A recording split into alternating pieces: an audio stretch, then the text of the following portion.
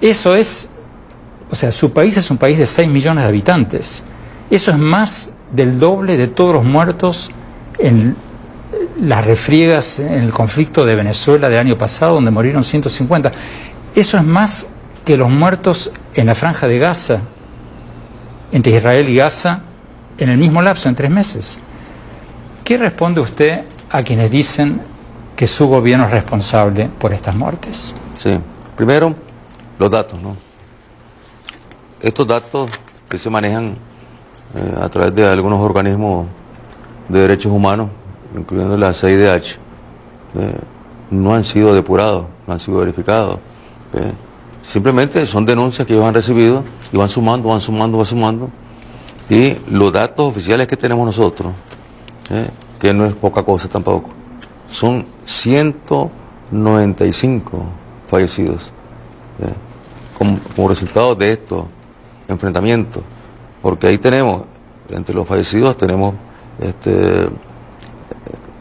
trabajadores por cuenta propia, tenemos policías, tenemos estudiantes, tenemos obreros, tenemos trabajadores del Estado, es decir, tenemos una cantidad pues de maestros, guardias de seguridad, etcétera. 195 los que tenemos verificados fallecidos en este periodo, que no es poca cosa indiscutiblemente, es terrible. Luego, lo que han hecho los organismos de derechos humanos, de derechos humanos. Sí, todos están haciendo eso, están sumándole los fallecidos que tiene el país en tiempo normal, que tenemos el índice más bajo en la región y uno de los más bajos en América Latina. Comandante, usted recién puso todos los muertos en la misma bolsa. Usted recién me decía estudiantes, trabajadores, policías, pero yo entrevisté al presidente de la Comisión de Derechos Humanos de la OEA, Paulo Abrão, brasilero. Él me decía que el 90% de los muertos, 90%, son opositores asesinados por parapolicías o paramilitares que responden a usted. Él está mintiendo, él miente, miente y miente todos los días. Se ha dedicado a estar haciendo una labor de comunicación que no va con la responsabilidad que tiene como director de esta comisión. O sea, esta comisión tiene que investigar como lo manda el acuerdo, el convenio, investigar, y luego que investigue, luego que depure la información, llegar a conclusiones. Pero él llega a conclusiones simplemente por lo que escucha, por lo que le llega. ¿Ves? Presidente, los organismos de derechos humanos, Human Rights Watch, Amnesty International, todos tienen los nombres de los muertos. O sea, es difícil inventar un muerto, porque la familia lo llora, porque los vecinos lo saben. Aquí han inventado cantidad de muertos incluso que han salido con la foto de los muertos a desfilar a la Comisión del Diálogo. Los dirigentes de la oposición van ahí con la foto y resulta que el muerto no está en Nicaragua, estaba fuera de Nicaragua, o el muerto está aquí en Nicaragua y aparecen vivos. Han sido desmentidos que manipulan las fotos de esa manera. Es decir, aquí ha entrado en juego la guerra a través de las redes, una guerra nueva, que nosotros desconocíamos, que la estamos viviendo hasta ahora, y que fue organizada a través de las agencias de los Estados Unidos, preparando a la gente para este tipo de guerra, porque bueno, siempre hemos estado en la mira de la política norteamericana. Pero comandante, que usted me diga que el presidente Trump quiere tumbarlo, a usted me extraña. No, el presidente Trump no. El presidente Trump le encantan los dictadores, se abraza con Putin, se abraza con Erdogan de Turquía, se abraza con Sisi de Egipto. Le encantan los presidentes autoritarios. Bueno, yo no sé si le encantarán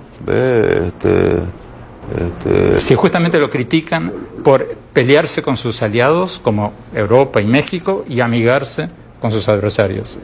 Mira, yo lo que sé es que los presidentes de los Estados Unidos no han hecho diferencias a lo largo de la historia.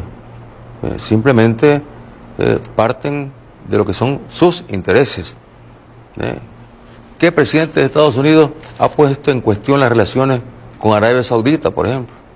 Un país donde se violan los derechos humanos más elementales. ¿Qué presidente no le ha rendido pleitesía a Arabia Saudita y ha hecho grandes negocios con Arabia Saudita? Ahí no hay derechos humanos que valgan. Usted culpa a Estados Unidos, como Maduro culpa a Estados Unidos de los males de Nicaragua, pero los grupos de derechos humanos, que, convengámoslo, no son agencias del gobierno de Estados Unidos porque critican a Estados Unidos constantemente, por ejemplo, con este tema de la separación familiar, con varios temas, estos mismos grupos que están acusando a su gobierno, acusan al gobierno de Estados Unidos. Estos grupos dicen que estas muertes están siendo causadas por parapolicías, por paramilitares que responden a su gobierno, y citan el caso de que el jefe de policía de facto, Francisco Díaz, es su consuegro. O sea, y dicen que usted es el jefe de policía. ¿Cierto o falso? O sea, yo lo conocí al compañero Francisco Díaz en la policía. O sea, no se hizo policía a partir de que llegamos nosotros a la presidencia en el año 2007. Él ya era de la policía, ya era oficial de la policía, ya era un alto oficial de la policía. No tiene, y en ese momento no se había dado ninguna relación familiar con nosotros. No existía relación familiar, ni siquiera teníamos amistad pues, con él. Entonces, querer ahí mezclar relaciones familiares con lo que es el trabajo de un oficial de la policía, creo que es una manipulación. Y luego los organismos de derechos humanos que han venido aquí, Amnistía Internacional pidió venir, se le dijo que venga, se le dijo. Vino, hacen visita de médico, entonces, claro, le caen encima los organismos de derechos humanos aquí que están politizados, que tienen una política contra el gobierno sistemática, y mueven gente que lleva a poner denuncias, inventan cualquier cosa. Pero, presidente, mezclando nuevo, con hechos. Es difícil inventar un muerto. La gente tiene vecinos, tiene compañeros, tiene pues amigos. Sí, por eso mismo han salido los vivos después, explicando, unos incluso que están fuera de Nicaragua, unos que están en Estados Unidos diciendo, yo estoy vivo, yo no he muerto. De estos 350 que dice la Comisión de Derechos Humanos, ¿cuántos han salido que viven en otro lado? Primero, no son 350, como te decía, son 195 son los fallecidos. Y de esos fallecidos, solamente, digamos, policías, tenemos 22 policías. O sea, a esos policías no se les mata a pañuelazos, como dicen, se les mata con balas, se les mató con balas. Los mataron las fuerzas paramilitares de la derecha, organizadas por la derecha. Tenemos compañeros sandinistas, casi 40 compañeros sandinistas asesinados, fueron asesinados en sus casas. No sé si llegaste a ver vos, porque eso no lo transmite CNN, las tomas regadas en las mismas redes por los golpistas, donde torturan, asesinan y luego queman a un compañero sandinista y empiezan a brincar y a bailar alrededor de él y le ponen la bandera del frente y le pegan fuego. O sea, una cosa de terrorismo. O sea, pareciera que ISIS hubiese penetrado en estos grupos, bailando, brincando alrededor del cadáver, horas ahí. Pero, presidente, supongamos que y luego a otro policía le hacen lo mismo, lo torturan, lo asesinan y luego le pegan fuego. Las torturas que le están provocando a mujeres y hombres, las filman ellos mismos y luego las divulgan ellos mismos. Pero, eso lo puedes ver vos en las redes. Pero, presidente, usted se está contradiciendo porque asumamos que sus cifras son ciertas y que todos los organismos de derechos humanos que trabajan cada uno separadamente están equivocados o inventan sus cifras o están locos. Usted habla de 190 y pico de muertos y me dice que 20 son de la policía y 40 son activistas sandinistas. Eso hace 60 de 190. Y luego hay trabajadores del Estado que fueron asesinados, porque se convirtieron en blanco los trabajadores del Estado. No solamente los asesinaban, sino que les quemaban también las casas, las viviendas. Aquí se desató una persecución en el momento en que, sencillamente, pues la Iglesia, la Conferencia Episcopal, puso como condición que para el diálogo se reconcentrara la policía. Entonces reconcentramos a la policía con el ánimo que se abriera el diálogo. Entonces quisieron aprovechar la reconcentración de la policía para lanzar ataques. Presidente, ¿usted está diciendo que los paramilitares, que los parapolicías son opositores disfrazados? Así es. Pero, presidente, perdón, pero está repleto de fotografías, la primera que encuentro. Acá tiene paramilitares con la bandera de su partido, el Frente Sandinista. Eso no es paramilitar. ¿Están encapuchados? ¿No has visto encapuchados a la gente de la derecha? ¿No lo has visto encapuchados? ¿No has visto las fotos, Teo? Los primeros encapuchados fueron ellos. Luego, la gente, para poder defenderse, porque los estaban asesinando, lo que han hecho es organizarse para defenderse.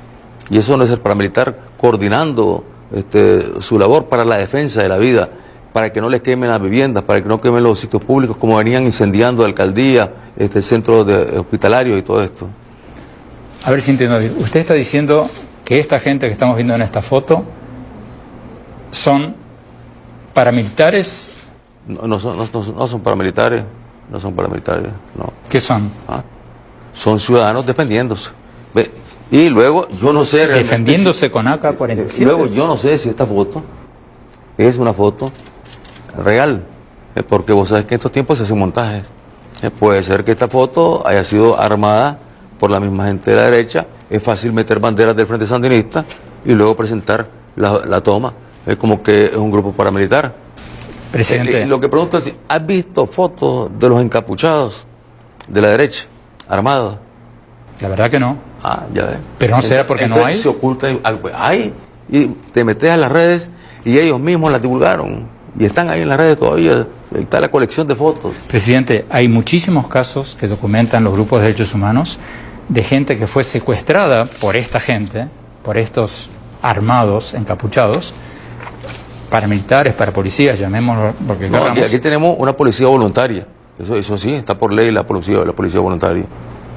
Hay mucha gente que fue secuestrada en su casa por estos grupos y después aparecen en la cárcel del Chipote, y hay muchos de estos grupos paramilitares que están buscando gente en sus casas y matando gente en manifestaciones resguardadas por la policía. No han matado gente en manifestaciones, eso no es cierto. Y lo que han habido es choques entre armados de la derecha, que han ido a chocar con manifestaciones nuestras.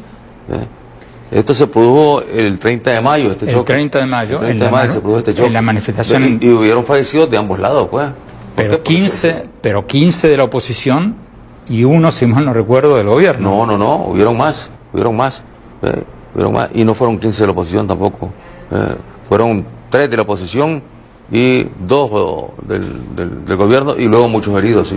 Pero, presidente, ¿cómo explica usted, y no quiero pasar toda la entrevista con este tema porque quiero pasar hacia el futuro, ¿cómo explica usted que estos parapolicías arresten a gente resguardados por la policía y después aparezcan en la cárcel del Chipote? Y tengo muchos casos acá para citarle. Porque tenemos una policía voluntaria que coopera con la policía, está por ley la policía voluntaria. Los gobiernos y lo que no te has dado cuenta es que aquí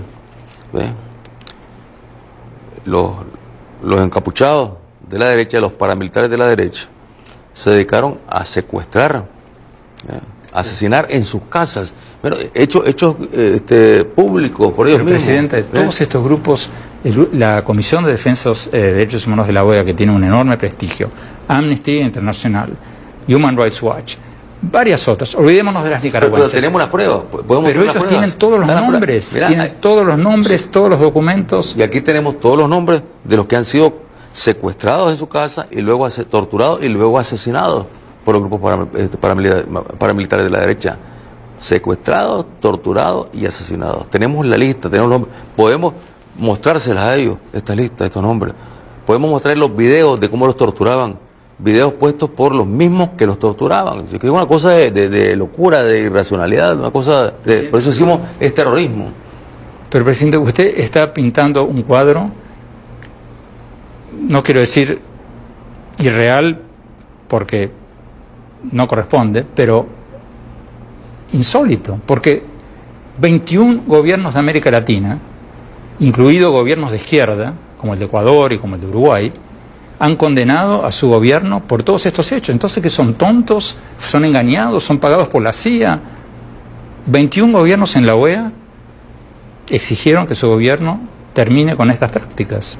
Entonces, este cuadro que usted me está pintando, que son grupos de derecha, no lo creyó ninguno de esos 21 gobiernos. Sí, porque se dejan llevar por la campaña mediática. O sea, nosotros tenemos una guerra mediática poderosa. Es decir, yo no veo a la prensa internacional haciendo un enfoque objetivo de lo que está pasando en Nicaragua. Simplemente ahí está marcada ya una línea, una tendencia. Bueno, le estamos dando la oportunidad a usted de... Sí, yo sé, pero la tendencia de los medios, lo que yo veo en los medios de comunicación, es simplemente a remarcar la descalificación del gobierno. O sea, un gobierno que venía trabajando con mucho éxito, que era realmente un ejemplo, pues, se tomaba como ejemplo lo de Nicaragua, del 2007 hasta abril, con un gobierno que lograba garantizar la paz, la estabilidad, el entendimiento entre las principales fuerzas económicas y los trabajadores. De repente explota. ¿Y por qué explota? Sencillamente porque ya venía esa línea de querer destruir este proceso. O sea, las fuerzas extremistas en los Estados Unidos que están asentadas en la Florida no aceptan que el frente esté en el gobierno. Y desde el 2007, que nosotros regresamos al gobierno, empezaron los grupos armados y articulados y con bases de divulgación desde la Florida y desde Costa Rica a asesinar campesinos, a asesinar soldados, policías, y cuando se dan combate, los organismos de derechos humanos venían a reclamar que el que moría en ese combate era un patriota. Pero, presidente, usted fue un combatiente contra una dictadura. Usted fue un revolucionario. Usted fue lo que ahora usted llama un terrorista. Usted se alzó contra una dictadura. Entonces, estos muchachos que están con palos y piedras en las calles demostrando contra su gobierno, ¿no son menos terroristas de lo que usted fue en su gobierno? O sea, ¿no hay un derecho natural de manifestarse sin que grupos parapoliciales maten a la gente? No, hay derecho de manifestarse de forma pacífica. Ahora, cuando uno se mete a tomar las armas, uno arriesga la vida. Ese es un principio. O sea, yo empecé a arriesgar la vida a los 14 años. Pero esta gente no está armada. ¿Ah? Esta gente no está armada. Esta gente que vemos en las manifestaciones en las calles, o sea, hay periodistas, ahí hay cámaras, esa gente no está armada. Bueno, lo que está manifestando contra su gobierno. Es el que va en la calle ahorita y marcha, y nadie va armado a esa marcha. Los que van armados son los que se organizan para atacar por la noche, o se organizaban para atacar por la noche los cuarteles de policía, para atacar por la noche los centros de salud, las instituciones del Estado, para quemarlas, para secuestrar, para matar, en todos los tranques, tenían trancado todo el país. Muchos lo acusan a usted de ser un presidente ilegítimo, porque en las elecciones del 2016 usted proscribió, de hecho, sus organismos proscribieron el principal partido de oposición. Entonces usted se presentó a una elección con casi todos los medios a su favor, controlados por el gobierno, con el principal partido de opositor y su dirigente, Montealegre, Eduardo Montealegre, proscrito.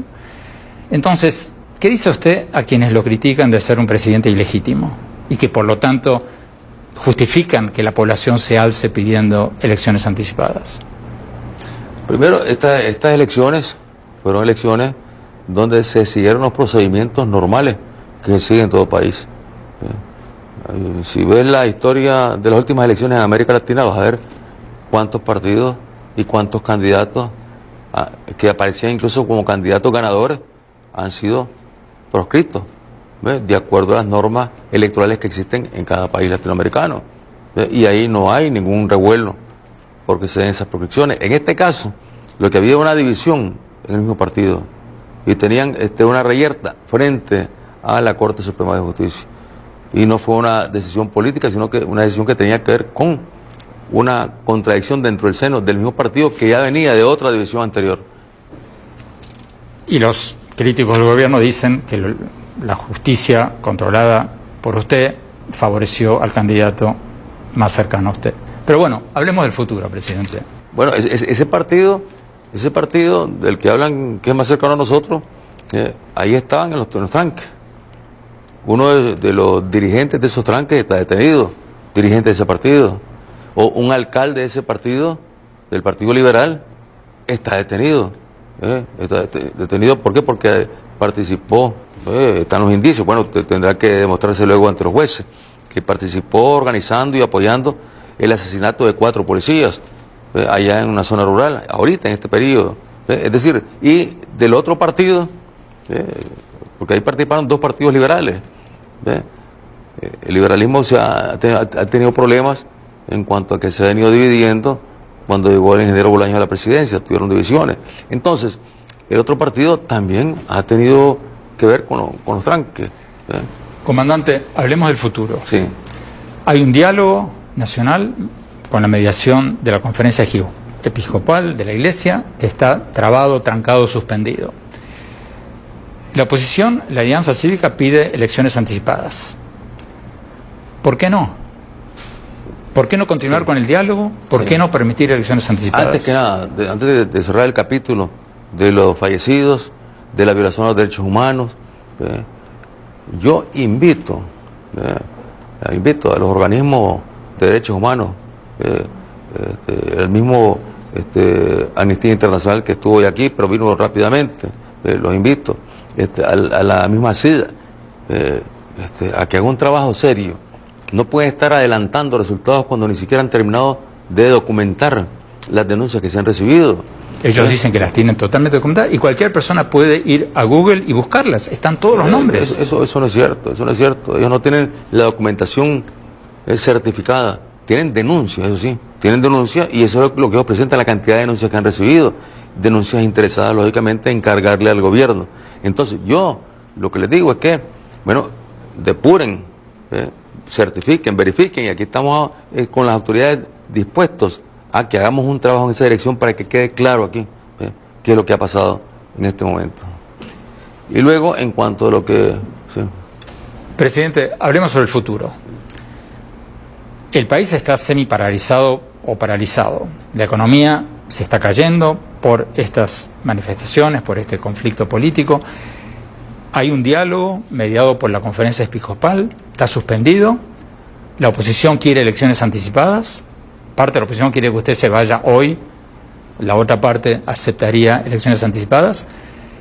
Usted dice que no, ha dicho que no va a haber elecciones anticipadas. Entonces, esta situación va a ser una espiral descendiente en el que pierde el país. ¿Por qué no aceptar elecciones anticipadas?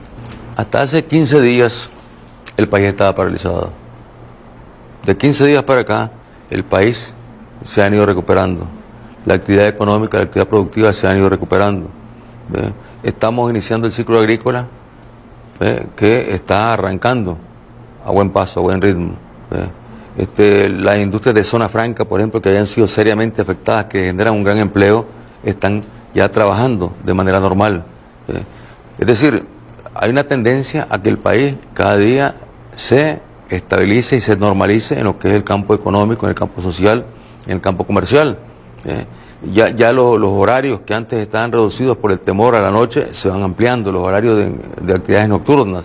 Es decir, el país tiende a normalizarse y yo estoy seguro que se va a normalizar y que la economía, bueno, va a ir acomodándose o reacomodándose en las nuevas circunstancias para poder retomar nuevamente la tendencia que teníamos antes del 18 de abril. ¿No es usted un poco optimista, presidente? Porque FUNIDES, por ejemplo, un grupo del sector privado de análisis económico, estimaba a principios de año que este año la economía de su país iba a crecer muy bien, 4 o 5%. Ahora estiman en 0, y si esto sigue, menos 0. Además, presidente, no hay que ser un economista. Yo llegué anoche a Managua, estoy en uno de los mejores hoteles de la ciudad, está vacío. Hoy desayuné solo. El turismo ha sido afectado, el turismo es de lo que ha sido más afectado. Pero lo que es la actividad productiva nacional, agrícola, comercial, esa se está retomando. El turismo sí ha sido seriamente afectado. Esta gente que usted llama terroristas, que ellos dicen están tratando de defenderse contra lo que ellos califican de una dictadura suya, quieren elecciones anticipadas. ¿Bajo qué condiciones aceptaría usted elecciones anticipadas? Que no tiene sentido elecciones anticipadas. Aquí yo he participado en muchos procesos de paz y recuerdo, tengo presente, fresco, todo lo que fue el proceso de paz en Centroamérica, con los presidentes centroamericanos. Teníamos la guerra en El Salvador, en Guatemala y en Nicaragua. En ese proceso de paz se trabajó en primer lugar para la paz, o sea, que terminara la guerra, eso es lo más importante, la paz, la estabilidad, la seguridad, retomarla en estos países y abrir espacio a las fuerzas políticas que están incluso prohibidas para que pudieran participar en las elecciones. Y en ningún momento se planteó ahí que se adelantaran elecciones. Pero, presidente, usted está hablando de un conflicto internacional, acá estamos hablando de un conflicto interno. Lo que está pasando en Nicaragua ahora es un conflicto interno entre el gobierno y la oposición. Bueno, es que en ese momento eran conflictos internos en cada país, porque aquí había una guerra, en El Salvador había otra guerra, en Guatemala había otra guerra, donde está enfrentado el gobierno con una oposición armada, eran oposiciones armadas, lógicamente, la guerrilla en Guatemala, la guerrilla en El Salvador y la contra Nicaragua. Entonces, pero entonces, presidente, usted no ofrece nada. En otras palabras, ¿cómo salir de esto? Porque, repito, si usted no le ofrece algo a la oposición, ¿por qué habría de ingresar en un acuerdo de normalización sabiendo que en 3 años habría elecciones con todos los medios importantes en poder del gobierno, con políticos proscriptos, con un comité, una comisión electoral totalmente afín a su gobierno? O sea, no tendría ninguna posibilidad de ganar. Entonces, ¿qué salida les ofrece usted? Mira, aquí ya veníamos trabajando en esa dirección. Después de las elecciones, de las últimas elecciones nacionales y municipales, empezamos a trabajar con una comisión de la OEA. ¿Para qué? Para fortalecer los mecanismos electorales de cara a las siguientes elecciones del 2021. Incluso antes del 18 de abril ya se había logrado establecer un calendario hasta el 21 de abril. Y ese calendario que toma en cuenta reformas en el campo electoral para darle confianza a las fuerzas de oposición, darle seguridad a las fuerzas de oposición, o sea, perfeccionar los mecanismos electorales y que de esa manera podamos ir a esas elecciones con una mayor seguridad, una mayor garantía a todas las fuerzas políticas. Eso trabajado, auspiciado con la OEA y el gobierno de Nicaragua y acompañado incluso por otros países de Europa o América Latina. Entonces, tenemos el camino ya marcado en esa dirección y tomando en cuenta, lógicamente, a las fuerzas políticas, consultando con ellos, hablando con ellos para que aporten qué piensan, qué reformas hay que hacer, Pero, comandante, corrígeme si me equivoco. Sí. Usted está diciendo que el país estaba encaminando hacia una institucionalización democrática. Sí, no, hacia un fortalecimiento, porque la democracia no es perfecta en ninguna parte. Hay que irla perfeccionando constantemente. O un fortalecimiento democrático. Pero que, y que por lo tanto, dice usted, no hace falta cambiar los plazos electorales. Si es así, ¿aceptaría usted, por ejemplo, un referéndum? Preguntarle a la gente, ¿quieren o no elecciones anticipadas? ¿Cuál es el problema aquí? ¿Por qué no? Mira, ¿cuál es el problema? Sí, le podríamos preguntar a la gente, claro que sí. Y si la gente dice que sí, bueno, vamos a elecciones anticipadas. Y si la gente dice que no, van a decir que hicimos fraude. ¿Por qué? Porque todavía las reformas que hay que hacer, los mecanismos, todo el trabajo que hay que hacer para poder fortalecer el sistema electoral, necesita también de recursos. Entonces necesita de inversión y eso no se resuelve tampoco. Presidente, esto que está diciendo usted es muy importante. Entonces usted me está diciendo que si la OEA, por ejemplo, o un grupo de países amigos ponen dinero para hacer un referéndum, en serio que nadie pueda dudar, incluso si lo gana usted, que nadie pueda decir fraude, ¿usted aceptaría? Es que toma en cuenta lo siguiente, aquí está frente a una oposición que no acepta ninguna alternativa más que la salida del gobierno.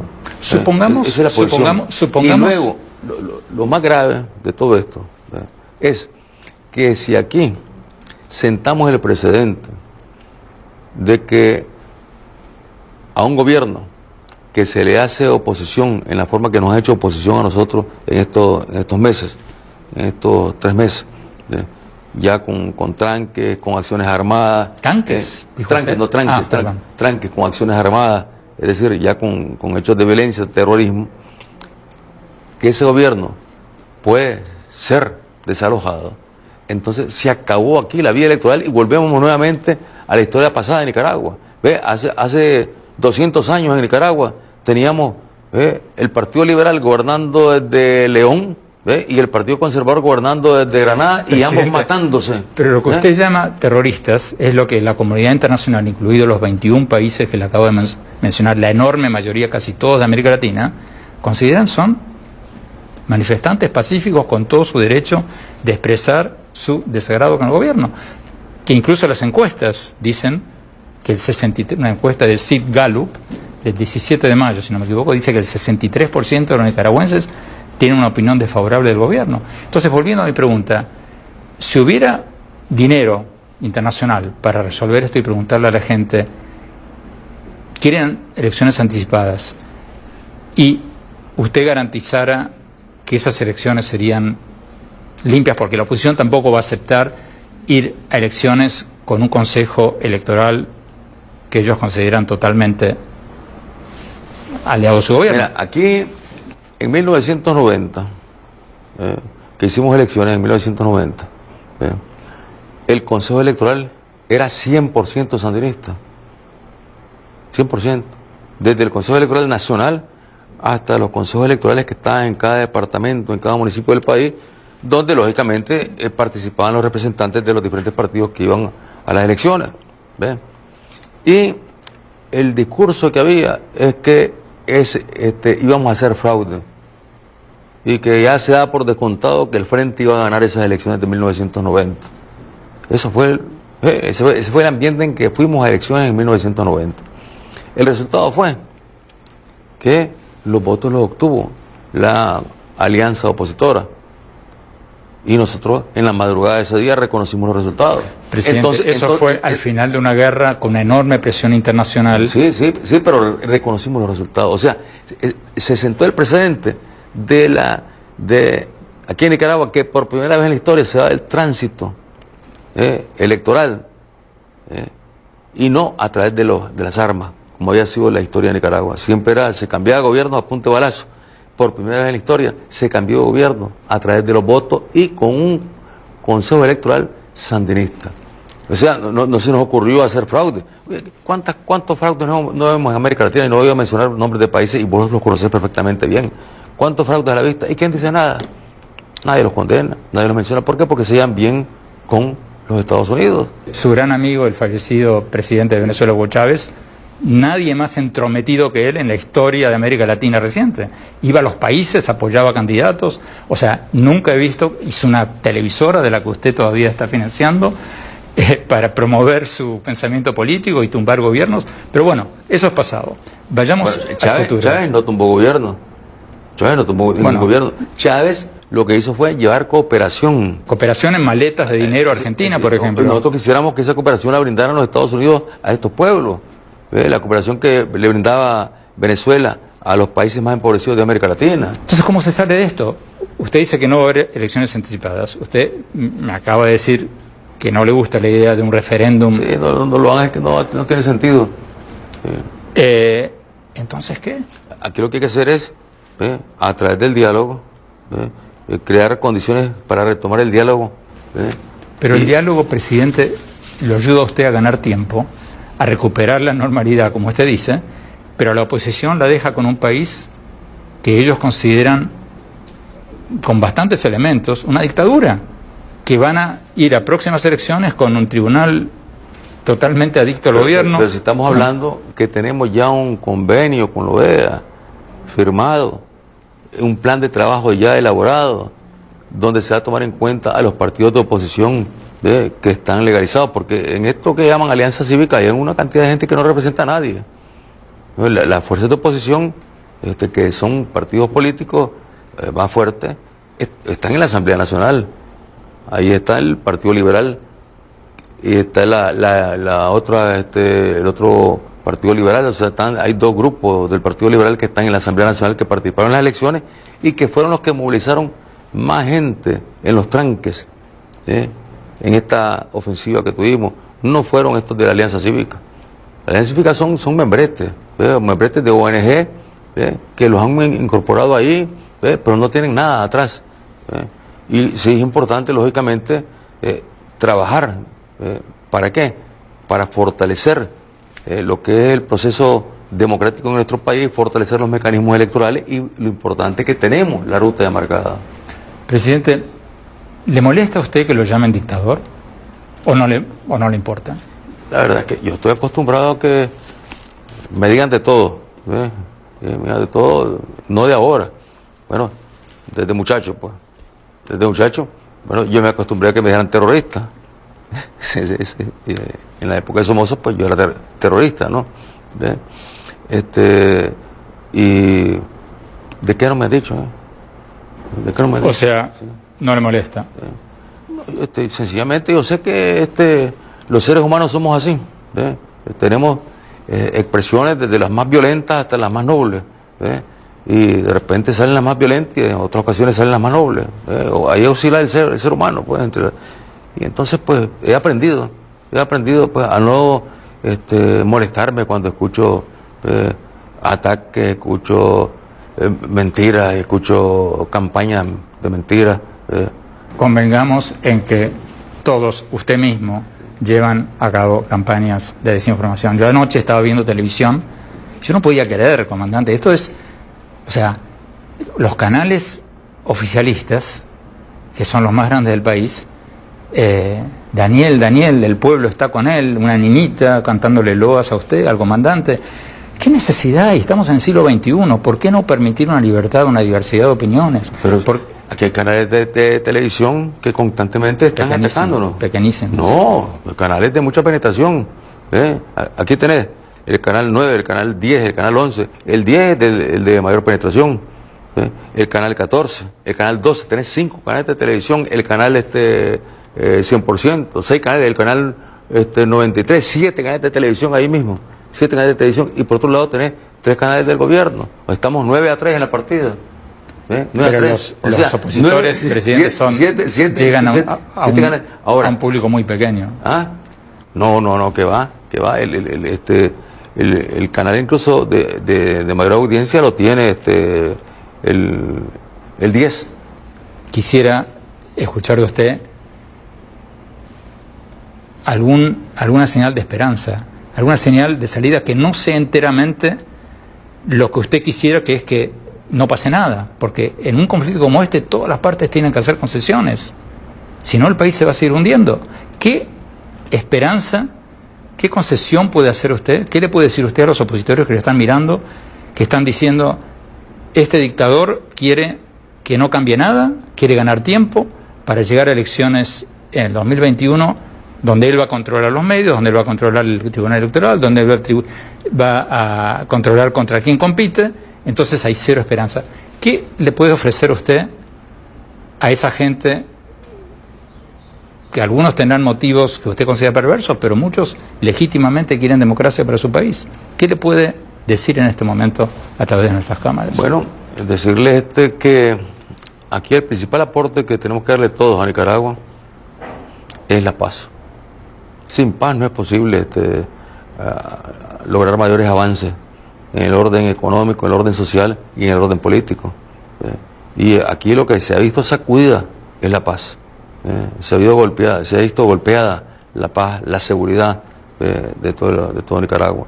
Entonces, uniendo esfuerzos por la paz, para ya que cese la amenaza de violencia, y aparece que todos aportemos en esa dirección. Pero, presidente, al no ofrecer nada que permita a la oposición, que es una mayoría en este país, tener cierta esperanza de que van a poder competir en una competencia justa, no como lo de Venezuela o lo de acá mismo, en cierta manera, en 2016. ¿Qué dice usted el argumento de que al cerrar todas las avenidas, al cerrar la avenida de las elecciones anticipadas, al cerrar la avenida de un referéndum para preguntar si la gente quiere elecciones anticipadas, usted está de alguna manera empujando a la oposición a hacer lo que no quieren, que es tomar las armas?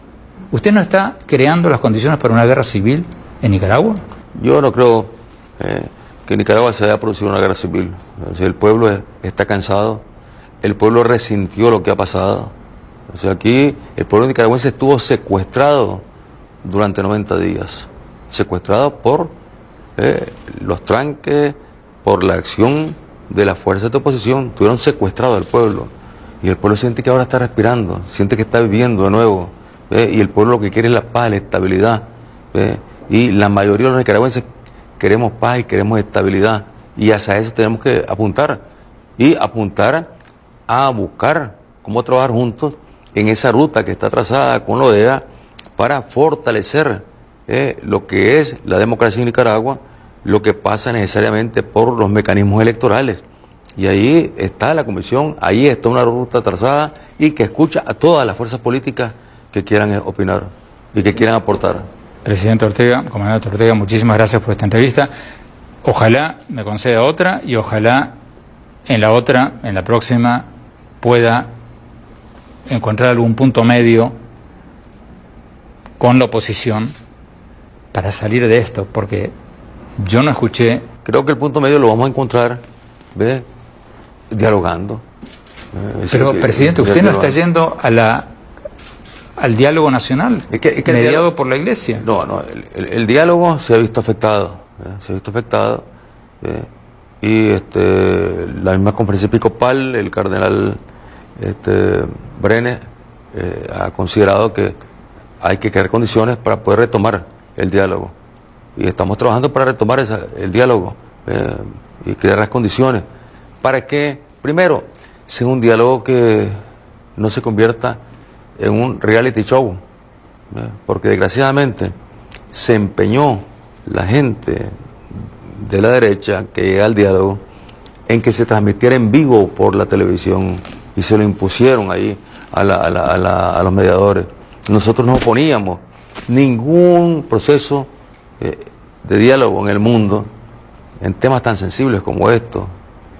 Se lleva a través de la televisión en vivo, se lleva en reuniones privadas, se preparan las agendas, se buscan acuerdos, es decir, nunca, yo no conozco ningún diálogo que haya sido transmitido en vivo, un diálogo para la paz, nunca es transmitido en vivo, y aquí se empezó a transmitir en vivo. Entonces ayer lo que era a quien vociferaba más duro de parte de la oposición, nosotros lógicamente ahí escuchando nada más, dando nuestros argumentos, pero sin entrar a chocar.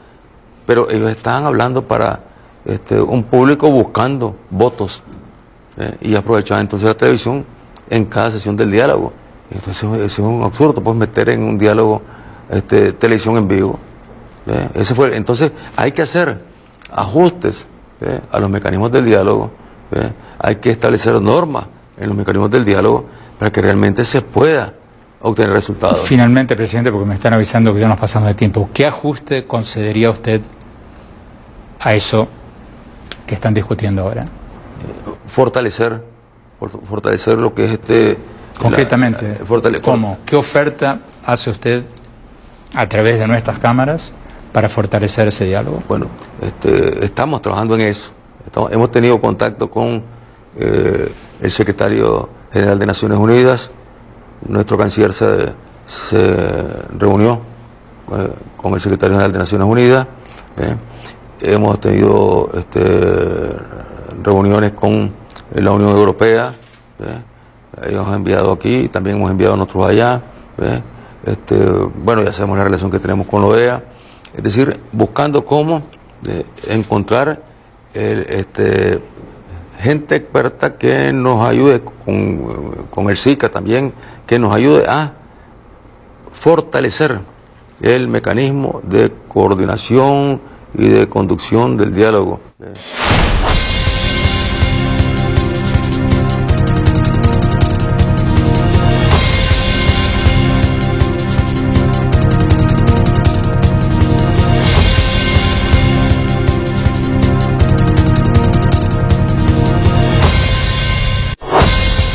Los mecanismos de mediación, de interlocución, para esto hemos tomado contacto con el secretario general de Naciones Unidas, con diferentes organismos internacionales, y lógicamente con el cardenal Brenes, pues estamos esperando el momento, él mismo lo ha dicho. O sea que van a ampliar la comisión de diálogo. Buscar cómo crear las condiciones para fortalecer la comisión del diálogo y que esto nos ayude a que tengamos buenos resultados. Eso significa ampliar la comisión de diálogos, incluyendo la Iglesia y otros actores. Sí, que